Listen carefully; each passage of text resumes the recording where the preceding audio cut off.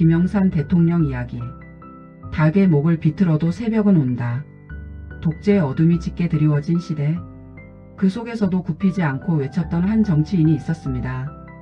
그는 거리에서, 국회에서, 그리고 권력의 중심에서 끊임없이 민주주의를 이야기했습니다. 오늘은 대한민국 제14대 대통령, 문민정부의 상징이었던 김영삼 대통령의 삶을 깊이 있게 들여다보겠습니다. 격동의 현대사 한가운데서 그는 무엇을 지키려 했고 무엇을 남겼을까요? 거제 소년 꿈을 품다. 1927년 경상남도 거제에서 태어난 김영삼은 일제강점기라는 암울한 시대 속에서 어린 시절을 보냈습니다. 어린 나이에 식민지 현실을 체감하며 나라가 바로 서야 개인도 바로 선다는 생각을 품었습니다. 서울대학교 철학과에 진학한 그는 해방 후 혼란스러운 정치 상황 속에서 이미 정치인의 길을 결심합니다. 26세 최연소 국회의원. 1954년 불과 26세의 나이로 국회의원이 됩니다. 당시 최연소 의원이었습니다. 젊은 패기와 직설적인 화법은 기성 정치권에 신선한 충격을 주었습니다. 그는 권력에 순응하지 않았습니다. 이승만 정부 말기 장기 집권을 비판하며 야당 정치인으로서 분명한 목소리를 냅니다. 군사 정권에 맞서다. 1961년 군사 쿠데타 이후 정치는 다시 얼어붙습니다. 김영삼은 박정희 정권에 맞서 민주화를 요구하는 대표적 인물이 됩니다. 1979년 국회의원직에서 제명당하면서 부산 마산 지역에서 거대한 민주화 시위가 일어납니다. 이는 결국 유신체제 붕괴의 도화선이 됩니다. 그의 정치 인생은 투쟁 그 자체였습니다. 가택연금과 단식. 1980년대 전두환 정권 시절 그는 가택연금과 정치적 탄압을 반복해서 겪습니다. 1983년 23일간의 단식 투쟁은 국내외에 큰 울림을 줍니다. 민주주의는 피를 먹고 자란다는 말처럼 그의 몸은 약해졌지만 정치적 상징성은 더욱 커졌습니다. 3당 합당 선택의 갈림길. 1990년 김영삼은 노태우 김종필과 3당 합당을 단행합니다. 많은 지지자들이 실망했습니다. 그러나 그는 말했습니다. 문민정부를 세우기 위한 길이다. 이 결정은 훗날 그를 대통령 자리로 이끄는 발판이 됩니다. 문민정부의 출범. 1993년 드디어 대통령에 취임합니다. 군 출신이 아닌 첫 문민 대통령이었습니다.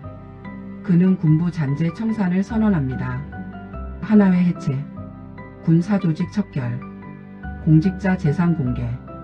대한민국 권력 구조에 큰 변화를 일으켰습니다. 금융실명제 결단의 순간. 취임 초기 전격적으로 발표한 금융실명제. 검은 돈의 흐름을 차단하고 경제의 투명성을 높이기 위한 개혁이었습니다. 기득권의 반발은 거셌지만 그는 밀어붙였습니다. 개혁은 고통이 따르지만 멈출 수 없다. 이 조치는 한국 경제사의 큰 전환점이 됩니다. 역사 바로 세우기. 전두환 노태우 전 대통령을 법정에 세운 결정. 과거 군사 정권의 책임을 묻는 역사 바로 세우기 정책이었습니다. 정치 보복이라는 비판도 있었지만 민주주의 원칙을 세우려는 시도였습니다. IMF 외환위기. 1997년 대한민국은 심각한 외환위기를 맞습니다. 국제통화기금 IMF의 구제금융을 요청하게 되며 국민들은 큰 충격을 받습니다. 기업 도산, 실업 증가, 국가적 위기. 김영삼 정부 말기였기에 비판은 집중되었습니다. 그의 개혁은 평가가 엇갈리게 됩니다. 퇴임 이후의 삶. 1998년 퇴임 후 그는 정치 일선에서 물러났지만 민주화의 상징적 인물로 남았습니다. 2015년 서거할 때까지 한국 현대사의 굵직한 장면마다 그의 이름은 함께 기록됩니다. 김영삼 대통령의 삶은 빛과 그림자가 함께 존재합니다. 군부 독재에 맞선 민주투사, 문민정부를 연 개혁가, 그리고 IMF 위기의 책임을 아는 대통령. 역사는 단순하지 않습니다. 그러나 분명한 것은 그가 한국 민주주의의 한 축을 세웠다는 사실입니다. 한 사람의 선택과 결단이 한 시대의 방향을 바꿀 수 있다는 것.